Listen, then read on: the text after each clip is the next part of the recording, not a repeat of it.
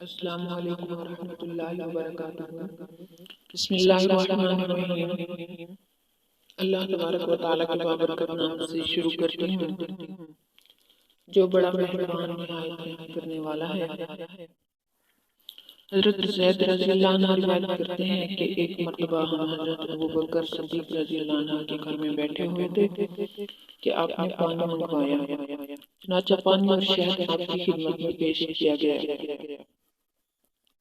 آپ جب اسے اپنے منہ کے قریب لے گئے تو بے اختیار رونے لگے، یہاں تک کہ قریب بیٹھے صحابہ کرام رضوان اللہ علیہم اجمعین نے بھی رونا شروع کر دیا۔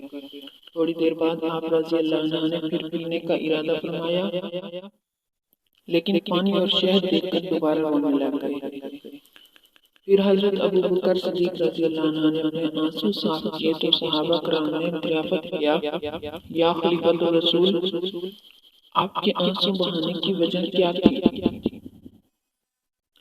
آپ نے ارشاد فرمایا کہ ایک مرتبہ مجھے نبی کریم صلی اللہ تعالیٰ علیہ وآلہ وسلم کی ہمراہی کا شرف حاصل ہوا۔